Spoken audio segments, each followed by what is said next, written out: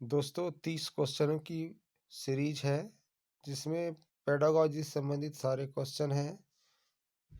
तो हम स्टार्ट करते हैं। माध्यमिक स्तर पर विज्ञान शिक्षण की विधि है। माध्यमिक स्तर पर विज्ञान शिक्षण की विधि है। निर्देशन विधि, अन्वेषण उपागम और प्रयोगशाला विधि, समस्या समाधान उपागम एवं परियोजना विधि, उपयुक्त सभी। तो जैसा कि आंसर है इसका उपयुक्त सभी। माध्यमिक स्तर पर विज्ञान शिक्षण की विधि निर्देशन विधि भी है, अन्वेषण उपागम भी है, प्रयोगशाला भी है, समस्या समाधान उपागम भी है और परियोजना विधि भी है। नेक्स्ट सेकंड क्वेश्चन है, समाकलित अधिगम के लिए बृहद समूह से आशय है। बृहद मतलब बड़ा समूह से आशय है। जब समाकलित एक समान अधिगम होता है तब बहुत बड़े समूह से क्या आशय है? तो कक्षा में उपस्थित छात्रों को समूह में बांटने से है, समस्त कक्षा से है या कक्षा में उपस्थित छात्रों के एक समूह से है? तो इसका आंसर आएगा दोस्तों समस्त कक्षा से। समाकलित अधिगम के लिए बृहद समूह से आशय समस्त कक्षा से। बृहद समूह में बड़ा समूह, और बड़ा समूह कब बनेगा? जब पूरी कक्षा को साथ में लेके चलेंगे तब समस्त कक्षा से आंसर आएगा इसका। तीसरा क्वेश्चन है, समाकलन के लिए उपयुक्त विधि। बृहद समूह रणनीतियों को कितनी श्रेणियों में वर्गीकृत किया गया है? समाकलन के लिए उपयुक्त विधि बृहद समूह रणनीतियों को कितनी श्रेणियों में वर्गीकृत किया गया है? तो इसका आंसर है दोस्तों 4 श्रेणियों में। समाकलन के लिए उपयुक्त विधि बृहद समूह रणनीतियों को 4 श्रेणियों में वर्गीकृत किया गया है। वह 4 श्रेणी दोस्तों: प्रत्यक्ष अनुदेश, अंतःक्रियात्मक रणनीतियाँ, अप्रत्यक्ष अनुदेश, अनुभाविक अधिगम युक्तियाँ। तो ये 4 वृहद समूह रणनीतियाँ हैं। प्रत्यक्ष अनुदेश सामान्यतः होता है। प्रत्यक्ष अनुदेश सामान्यतः निगमनात्मक होता है। जो प्रत्यक्ष अनुदेश है वो कैसा होता है दोस्तों? निगमनात्मक होता है। उसके बाद है नेक्स्ट क्वेश्चन आपका, ये प्राथमिक शिक्षक भर्ती परीक्षा से रिलेटेड सारे क्वेश्चन है दोस्तों, जो कि बहुत ही आईएमपी है। अप्रत्यक्ष अनुदेश विद्यार्थियों से किस प्रकार की भागीदारी की अपेक्षा करता है? अप्रत्यक्ष अनुदेश, तो ये अप्रत्यक्ष अनुदेश मतलब उच्च स्तर की भागीदारी चाहता है। अप्रत्यक्ष अनुदेश उच्च स्तर की भागीदारी चाहता है। प्रत्यक्ष अनुदेश निम्न स्तर की भागीदारी चाहता है और अप्रत्यक्ष अनुदेश उच्च स्तर की भागीदारी चाहता है, जिसमें प्रेक्षण, अन्वेषण, निरुत्कर्षण, प्राक्कलन, निर्माण आदि होता है। कहानी एक विशिष्ट शैली और पात्रयुक्त वृत्तांत की विशिष्ट संरचना है, जिसमें होता है घटनाओं का वास्तविक या काल्पनिक वर्णनात्मक विवरण, पूर्णता का भाव। तो यह दोस्तों सही है, डी वाला आंसर आएगा इसका। कहानी एक विशिष्ट शैली एवं पात्रयुक्त वृत्तांत की विशिष्ट संरचना है, जिसमें होता है घटनाओं का वास्तविक या काल्पनिक वर्णनात्मक विवरण, पूर्णता का भाव। इसका आंसर आएगा डी। कथन क्या होते हैं? श्रोता वर्ग के समक्ष किसी कहानी की साक्षात प्रस्तुति, मतलब कि हम किसी कहानी को 2-4 दोस्तों या अधिक दोस्तों के बीच सुना रहे हैं। व्यक्तिगत रूप से मौखिक और दैहिक प्रस्तुति, सामने देख रहे हैं। वर्णनकर्ता और श्रोता के बीच सीधा संबंध, एक दूसरे के साथ बोल रहे हैं। इसका आंसर आएगा उपरोक्त सभी। कहानी कथन में सभी आंसर आएगा। उसके बाद है आपका क्वेश्चन 8वां, अच्छी कहानी की क्या विशेषता होती है? तो अच्छी कहानी की विशेषता होती है सुस्पष्टतः परिभाषित या सुविकसित कथानक शैली, सजीव शब्द चित्र, सुखद ध्वनियाँ, स्रोत का विश्वसनीय चित्रण। इसका आंसर आएगा उपयुक्त सभी। अच्छी कहानी की सभी विशेषताएं होती हैं दोस्तों। उसके बाद है आपका 9वां क्वेश्चन, जब एक ही समय में एक से अधिक व्यक्ति को किसी कक्षा में पढ़ाते हुए देखा जाता है तो इस स्थिति को क्या कहा जाता है? तो इस स्थिति को दल शिक्षण कहा जाता है। जब एक ही समय में एक से अधिक व्यक्ति किसी कक्षा में पढ़ाते हुए देखा जाता है तो इस स्थिति को दल शिक्षण कहा जाता है। सामान्यतः प्रश्नोत्तरी का प्रयोग किस कार्य हेतु किया जाता है? तो सामान्यतः प्रश्नोत्तरी का प्रयोग स्मृति परीक्षण के लिए किया जाता है, उसको याद दिलाने के लिए किया जाता है।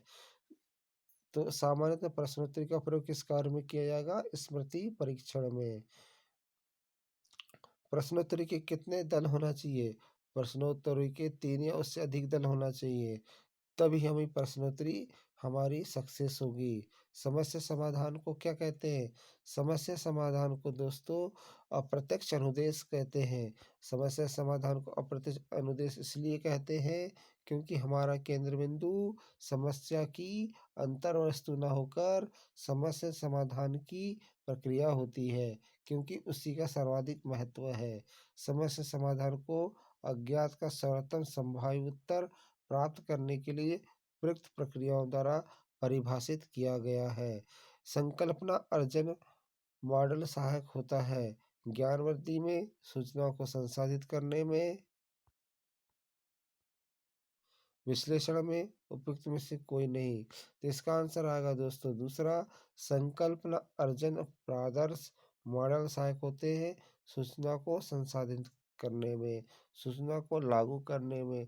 संकल्पना अर्जन प्रादर्श सहायक होते हैं सूचना को संसाधित करने में। जिज्ञासा प्रशिक्षण प्रयुक्त किया जाता है। जिज्ञासा प्रशिक्षण दोस्तों सूचना संसाधित करने में प्रयुक्त किया जाता है। जिज्ञासा प्रशिक्षण सूचना संसाधित करने में प्रयुक्त किया जाता है। सहकारी अधिगम में सदस्यों की संख्या कितनी होती है? तो सहकारी अधिगम में सदस्यों की संख्या 3 से 6 होती है। 3 से 6 सहकारी अधिगम में सदस्यों की संख्या होती है, 3 से 6। पारंपरिक कक्षाओं में सूचना प्रदाता के रूप में होता है प्रमुख सर शिक्षक। ज्ञान शिक्षक से विद्यार्थी की ओर एक तरफा प्रभावित। शिक्षक के पास अंतर्वस्तु कौशल अनुदेशन के बारे में महत्वपूर्ण ज्ञान। उपयुक्त सभी, इसका आंसर आएगा पारंपरिक कक्षाओं में सूचना प्रदाता के रूप में होता है प्रमुख सर शिक्षक। शिक्षार्थी की एक और तरफा प्रभावित। शिक्षक के पास अंतर्वस्तु कौशल एवं अनुदेशन के बारे में महत्वपूर्ण ज्ञान। उसके बाद दूसरा, शिक्षण में परियोजना विधि प्रयोग की जाती है विद्यार्थियों के सामूहिक दायित्व के विकास के लिए, कक्षा शिक्षण को प्रभावी बनाने के लिए। शिक्षार्थियों को व्यक्तिगत रूप से शिक्षण हेतु शिक्षार्थियों को व्यक्तिगत रूप से शिक्षण हेतु उपयुक्त में से कोई नहीं, तो इसका आंसर आएगा दोस्तों फर्स्ट, जो कहता है कि शिक्षार्थियों में सामूहिक दायित्व के विकास के लिए शिक्षण में परियोजना विधि का प्रयोग किया जाता है। शिक्षार्थियों में सामूहिक दायित्व के विकास के लिए, सामूहिक दायित्व के विकास के लिए क्षेत्र प्रेषण से आशय है विद्यार्थियों द्वारा अपने परिवेश का सक्रिय प्रेषण करने से, सक्रिय प्रेषण करने से। तो क्षेत्र प्रेषण से आशय है, सी आंसर आएगा। शिक्षण शिक्षार्थी द्वारा अपने परिवेश का सक्रिय प्रेषण करने से। उसके बाद दोस्तों सर्वेक्षण विधि सामान्यतः प्रयुक्त की जाती है। तो सर्वेक्षण विधि कहाँ प्रयुक्त की जाती है? अनुसंधानकर्ताओं द्वारा, अनुसंधानकर्ताओं द्वारा। सर्वेक्षण विधि सामान्यतः अनुसंधान द्वारा प्रयुक्त की जाती है। इस प्रकार के सर्वेक्षणों से शिक्षार्थियों को प्रत्यक्ष अनुभव प्राप्त होते हैं। वे विषय के संकल्पनाओं के समाकलन में भी सहायता करते हैं। सर्वेक्षण का उदाहरण बच्चों को सामुदायिक जीवन, भूगोल, गणित, हस्तशिल्प और भाषा सीखने का अवसर देता है। तो सर्वेक्षण विधि सामान्यतः प्रयुक्त की जाती है, सभी में प्रयुक्त की जाती है। संज्ञानात्मक क्षेत्र के उद्देश्य के लिए कौन सी क्रिया शब्द सहायक होते हैं? संज्ञानात्मक क्षेत्र के उद्देश्य के लिए भेद लिखना, तुलना करना, परिभाषित करना, प्रत्यास्मरण करना, ये सभी सहायक होते हैं। उसके बाद नेक्स्ट क्वेश्चन है दोस्तों आपका, छात्रवृत्ति का बैंक खाता में किस आधार पर खोला जाता है? जो छात्रवृत्ति का बैंक खाता खोला जाता है वो किस आधार पर खोला जाता है? तो ये बचत शून्य ओपनिंग बैलेंस से खोला जाता है। बचत शून्य ओपनिंग बैलेंस से खोला जाता है। निर्माणात्मक मूल्यांकन होता है। निर्माणात्मक मूल्यांकन कब होगा? जब अधिगम प्रक्रिया में लगातार होती रहे। अगर अधिगम प्रक्रिया लगातार नहीं हो रही है तो निर्माणात्मक मूल्यांकन नहीं होगा। व्यापक मूल्यांकन से आशय है मनोगत्यात्मक, संज्ञानात्मक, भावात्मक सभी प्रकार के मूल्यांकन व्यापक मूल्यांकन कहलाते हैं। मूल्यांकन प्रयुक्त सर्वाधिक प्रचलित उपकरण है मौखिक लिखित प्रश्न, व्यवहार मिलान चार्ट, प्रश्न सूची, रेटिंग स्केल सभी। तो मूल्यांकन में प्रयुक्त सर्वाधिक प्रचलित उपकरण है उपयुक्त सभी। बालक प्राथमिक विद्यालय स्तर पर किस रूप में भाषा सीखना प्रारंभ करता है? तो बालक प्राथमिक विद्यालय स्तर पर सचेतन रूप से भाषा सीखना प्रारंभ करता है। बालक प्राथमिक विद्यालय स्तर पर सचेतन रूप से भाषा सीखना प्रारंभ करता है। वे विद्यालय में आने से पहले से ही अपने परिवार के सदस्यों की अंतःक्रिया में मौखिक भाषा का अर्जन कर सकते हैं। भाषा शिक्षण का मुख्य उद्देश्य क्या है? भाषा शिक्षण का मुख्य उद्देश्य बेहतर समझ, प्रभावी संप्रेषण के लिए सुनना, बोलना, पढ़ना, लिखना का विकास करना। तो इसका आंसर ए और बी आएगा। सुनना और बोलना निम्न में से किस कौशल के अंतर्गत आता है? सुनना और बोलना अंतर संबंधित कौशल के अंतर्गत आता है। सुनना और बोलना अंतर संबंधित कौशल के अंतर्गत आता है। भाषा कौशल विकसित करने की प्रमुख युक्ति है कहानी कथन और नाटक, प्रश्नोत्तर। इसका आंसर आएगा दोस्तों उपयुक्त सभी। भाषा कौशल विकसित करने का प्रमुख युक्ति है उपयुक्त सभी। उसके बाद कहानी कथन के द्वारा किस भाषा कौशल का विकास होता है? कहानी कथन के द्वारा सुनने का कौशल, वाक कौशल, लिखने का कौशल, तीनों कौशल का विकास होता है। कहानी कथन विधि में जब बच्चे पढ़ते हैं ध्यान से सुनते हैं, एकाग्रचित्त पढ़ते हैं। इसलिए हम कहते हैं कहानी कथन के द्वारा किसी भाषा कौशल विकास होता है।